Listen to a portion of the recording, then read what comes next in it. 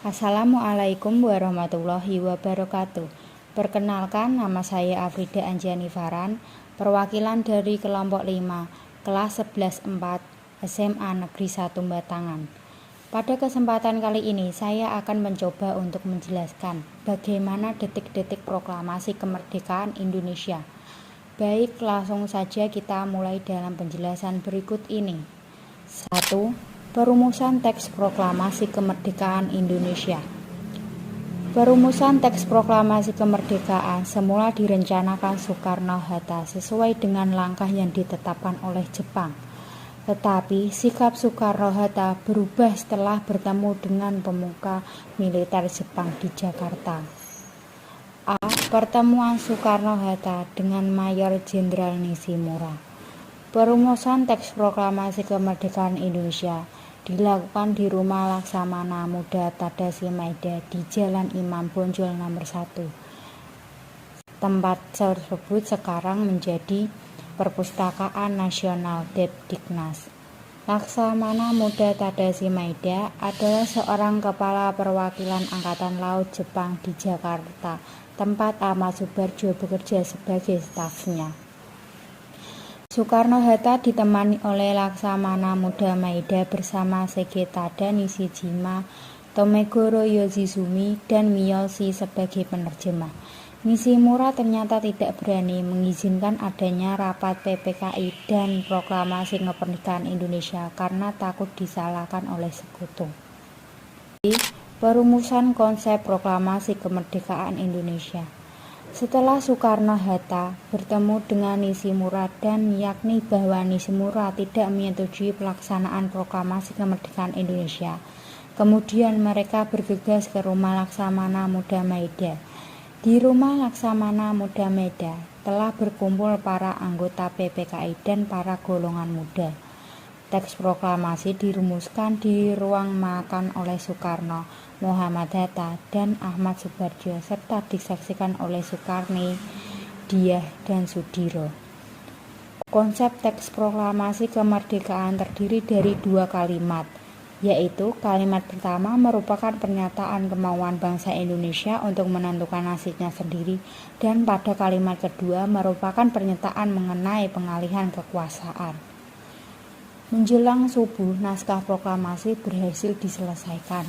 Kemudian, Soekarno membuka pertemuan dengan peserta rapat. C. Pengesahan teks proklamasi kemerdekaan Indonesia.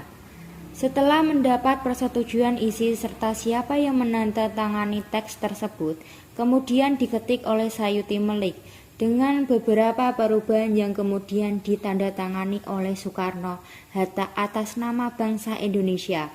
Perubahan tersebut pada tulisan Tempo diganti menjadi Tempo. Tulisan Wakil-Wakil Bangsa Indonesia diganti menjadi atas nama bangsa Indonesia.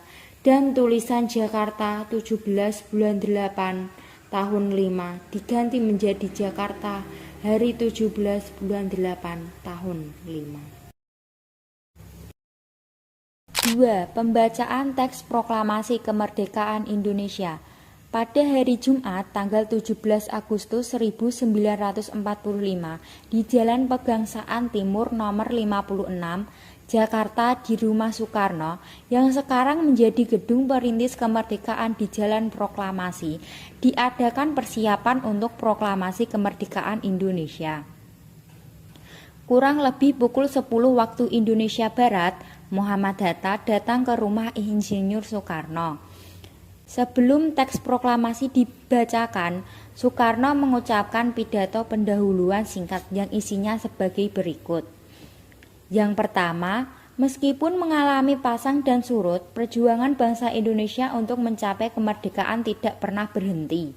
2. Dengan tenaga dan kekuatan sendiri, bangsa Indonesia bertekad bulat menentukan nasib bangsa dan tanah airnya. 3. Peran para tokoh sekitar proklamasi kemerdekaan. A. Insinyur Soekarno. Insinyur Soekarno lahir pada tanggal 6 Juni 1901 di Surabaya, Jawa Timur. Insinyur Soekarno lahir dari pasangan Raden Sukemi Sosrodihardjo dengan Ida Ayu Nyoman Rai. Insinyur Soekarno meninggal dunia pada tanggal 21 Juni 1970 di Jakarta dan jenazahnya dimakamkan di Blitar, Jawa Timur. Berikut beberapa peran Bung Karno dalam proklamasi kemerdekaan. 1. Menyusun konsep teks proklamasi di Rumah Laksamana Muda Tadasi Maeda bersama Bung Hatta dan Ahmad Soebardjo. 2. Menandatangani teks proklamasi atas nama bangsa Indonesia bernama Bung Hatta. 3. Membacakan teks proklamasi kemerdekaan Indonesia di kediamannya di Jalan Pegangsaan Timur nomor 56 Jakarta. B.